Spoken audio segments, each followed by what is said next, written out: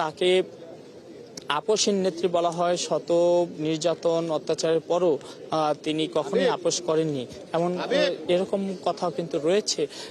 তিনি আমরা দেখেছি যে তার নামে কিন্তু সারা দেশে কিন্তু বিগত আওয়ামী লীগ সরকারের আমলে শত শত মামলা হয়েছে। তবে সেই সকল মামলা থাকা সত্ত্বেও তিনি দেশ ছেড়ে যাননি। তিনি বারবার বলেছেন এই দেশ তার একমাত্র এই ঘর, এই দেশেই তিনি বাকি জীবন কাটাতে চান এবং আল্লাহ কিন্তু তার সেই ইচ্ছাটিও পূরণ করলো। তা বলা যায় যে সৃষ্টিকর্তার কাছে যে প্রার্থনা ছিল দেশে থেকে দেশের মানুষের জন্য কাজ করে তিনি জীবন দিতে চান, তাই কিন্তু হলো। দেশ একদম শেষ নিঃশ্বাস পর্যন্ত তিনি কিন্তু দেশে ছিলেন এবং তাকে যে বিদেশে নেওয়ার কথাটি ছিল, এর মধ্যে যখন তিনি অসুস্থ হয়ে গত মাসে হাসপাতালে ভর্তি হন, তারও কিন্তু সেই সুযোগটি হয়নি। তিনি অনেক বেশি অসুস্থ থাকায় বিদেশে নেওয়া যায়নি। এবারকার হাসপাতালে কিন্তু চিকিৎসা নিয়েছিলেন এবং তখন জানানো হয়েছিল যে এবারকার হাসপাতালে দেশি বিদেশি বিশেষজ্ঞ চিকিৎসক দল কিন্তু এখানে আছেন। তারা তাকে সার্বক্ষণিক দেখভাল করছেন, তার চিকিৎসার জন্য যত কিছু করা দরকার সবই করা হচ্ছে। তবে শেষ পর্যন্ত কিন্তু তিনি এবার আর ফিরোজায় ফিরে আসলেন না। অন্যান্য বার আমরা দেখেছি যে বিভিন্ন সময় বিগত 4-5 বছর ধরেই যখন তিনি অসুস্থ হয়েছেন তাকে এবার কেয়ার হাসপাতালে নিয়ে যাওয়া হয়েছে। আবারও যখন তিনি কিছুদিন থেকে যখন একটু সুস্থ হয়েছেন তিনি ফিরে এসেছেন। তবে এবার কিন্তু আমরা তেমনটি হলো না। এবার তিনি এলেন, তবে তিনি আর সেই সুস্থ হয়ে জীবন্ত মানুষটি কিন্তু এলেন না। সে জীবন্ত খালেদা জিয়া কিন্তু আর এলেন না। এখন এক প্রাণহীন দেহটি কিন্তু তার এসেছে, তার মরদেহ আজ এসেছে এখানে। ফিরোজায় যদিও আনা হয়নি, তবে ফিরোজার ঠিক পাশেই তারেক রহমানের যে বাসভবন সেখানে কিন্তু নেওয়া হয়েছে।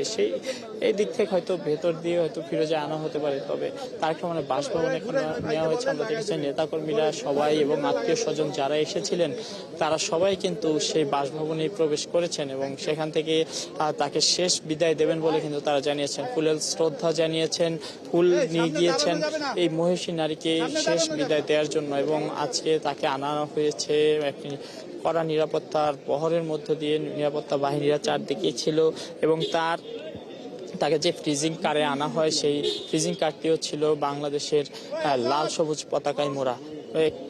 এই রকম সম্মানের মধ্য দিয়ে কিন্তু তিনি তার শেষ নিঃশ্বাস ত্যাগ করেছেন এবং শেষ বিদায় গ্রহণ করছেন।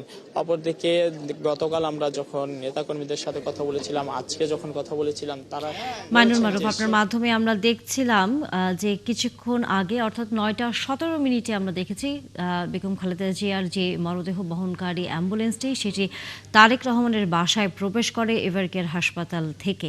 এবং তার আগে আমরা দেখেছিলাম মির্জা আব্বাস থেকে শুরু করে স্থায়ী কমিটির অনেক সদস্যরাই এরই মধ্যে কিন্তু এই বাসভবনে প্রবেশ করেছেন এবং এর আগে আপনি এবং অন্য সহকর্মীরাও বলছিলেন যে নিকট আত্মীয়দের সাথে বেগম খালেদা জিয়ার শেষ দেখাটি আসলে করবার জন্য ফিরোজায় না নিয়ে তারেক রহমানের বাসভবনে নিয়ে যাওয়া হয়েছে। যদিও এর আগে এটি সিদ্ধান্ত ছিল যে দীর্ঘদিন ধরে তিনি যে বাসায় অবস্থান করেছিলেন বেগম খালেদা জিয়া 17 বছর ধরে সেই ফিরোজায় নিয়ে যাওয়া হবে, কিন্তু সেই সিদ্ধান্ত পরিবর্তন করে তারেক রহমানের বাসভবনে নিয়ে যাওয়া হয়েছে। 196 নম্বর যে বাসাটি রয়েছে গুলশান এভিনিউর।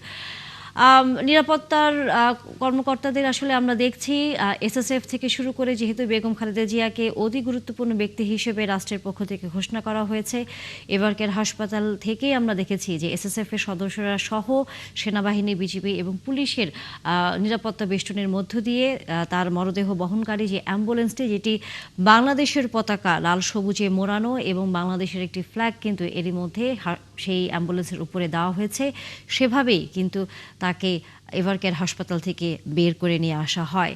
এটি কিন্তু অনেকটাই বলা যায় নিদর্শন যে বেগম খালেদা জিয়া সারা জীবন তার রাজনৈতিক এই জীবনের পুরো সময়টাতে কিন্তু বাংলাদেশের মানুষকে নিয়ে লড়াই করেছেন, তাদের ভাগ্য উন্নয়ন, তাদের দেশের পরিবর্তন, তার জন্য যে লড়াই করেছেন তারই কিন্তু শেষ শ্রদ্ধা দেশেরও পক্ষ থেকে যে জাতীয় পতাকাটি তার গায়ে আসলে রাখা হয়েছে এবং রাষ্ট্রীয় মর্যাদায় তার দাফনের কাজটি সম্পন্ন হবে সেটি গতকালই প্রধান উপদেষ্টার দপ্তর থেকে প্রেস সচিব কিন্তু জানিয়ে দিয়েছিলেন এবং আমরা জানি যে বাদ জোহর মানিক মিয়া এভিনিউতে তার মরদেহটি নিয়ে যাওয়া হবে এবং বাদ জোহর সেখানে জানাজা শেষে সর্বস্তরের মানুষের শ্রদ্ধা নিবেদনের পর কিন্তু আমরা জানি তাকে শহীদ রাষ্ট্রপতি প্রেসিডেন্ট জিয়াউর রহমানের পাশে তাকে সমাহিত করা হবে এবং এর আগে দর্শক আমাদের সহকর্মীরা যেমনটা বলছিলেন যে দীর্ঘ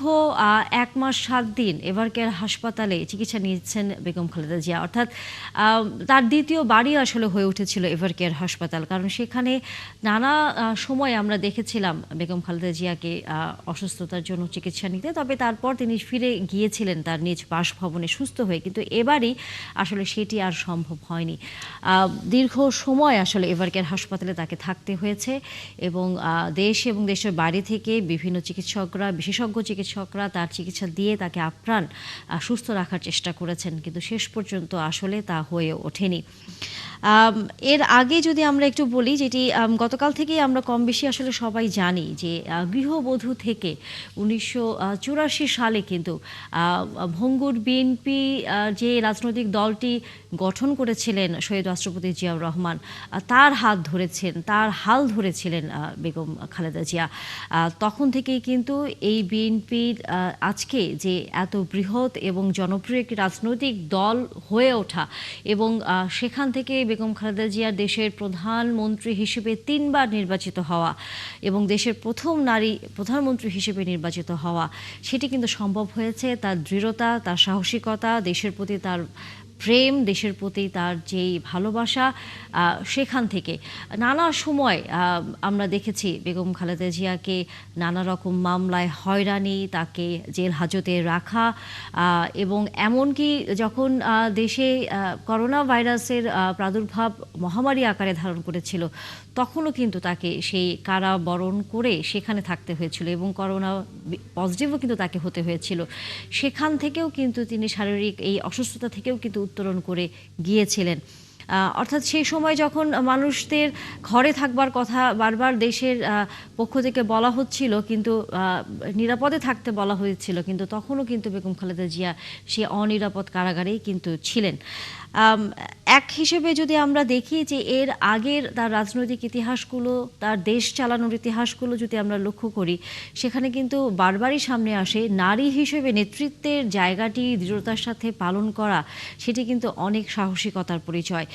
শুধু দেশ নয়, দেশের বাইরেও কিন্তু বহির্বিশ্বের নানা সময় কিন্তু নানা বিষয়ে তার উপরে চাপ এসেছে, কিন্তু কারো কাছেই তিনি মাথা নত করেননি।